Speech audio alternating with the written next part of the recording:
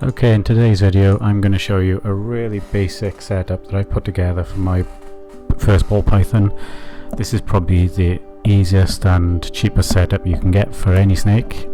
It's a 50-litre really useful box, and in here we've got some basic decorations. There's a cheap dog bowl. It's fairly heavy, so it does the job. It's not going to tip over, and it's big enough for him to get into. I'm just going to tip that out now and clean it out a little bit.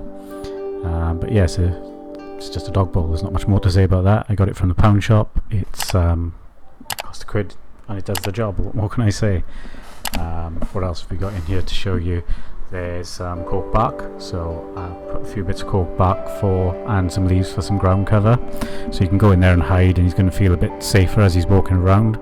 But also you can kind of rub his skin against that, and when he's in shed, so it'll help him to take his shed off.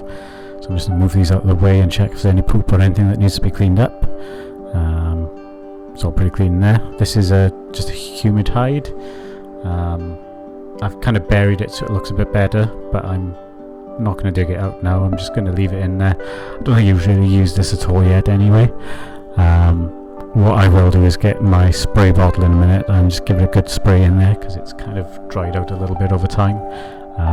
But this is just it's basically a little plastic tub filled with sphagnum moss, and I just keep this really wet, and if he gets too dry he can just go in there and weten up. The substrate here looks pretty dry, but it's actually cocoa fibre always does that. The surface is fairly dry, but just beneath that it's all quite damp and moist, so it's the humidity in here is just fine. What else can we show you? So this is just a really simple clay hide. I built this myself. I want to use clay hides because they're going to hold in the heat a bit better, and it's a bit more natural looking and feeling, and yeah, I'll go into a bit more detail on my hides another time. So this is obviously my little pinstripe desert ghost ball python. He's probably due for a shed soon, so he's a little bit grumpy and a little bit shy.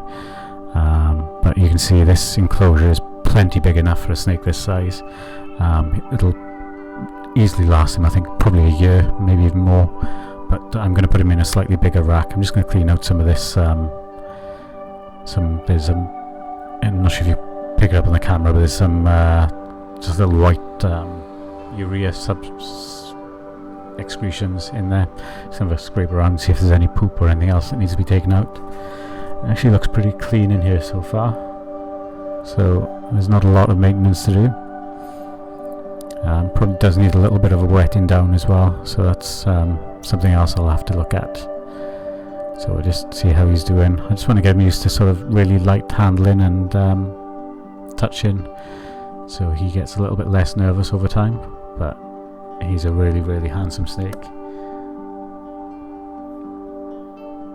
Just holding up to the camera so you can see those markings. Absolutely love this snake.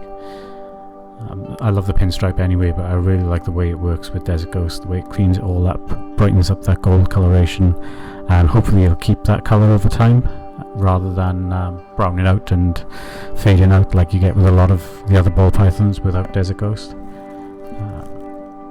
Just going to put that hide back in there now, and he should be able to crawl back in there and be happy. I'll just show him off a little bit while he's out and happy.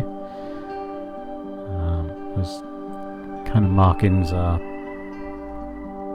really, really reduced from the standard pinstripe, really cleaned up. I like the way the white outlines the black, and I really love the gold colour. It's just such a beautiful morph. I'll put him down in here and see if he'll go back inside his hide now. There you go. He's going to be nice and comfortable in there. I think that's probably about all there is to show you. I'm just going to reset his cork bark. This is a simple tube, so there's enough there for him to crawl under, just about. And if I stack this up, he can also sort of crawl under that one a little bit as well. I'll put this one underneath it so it kind of, yeah, clear that out for the water dish.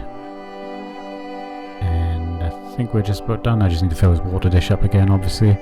Make sure it's all cleaned out, get all the bits of dust and crap out of there. But that's probably all I have to show you today. If you're looking at getting ball python, this is probably the easiest, most basic beginner setup you can do. It's really easy to maintain the temperatures and humidity and all that stuff.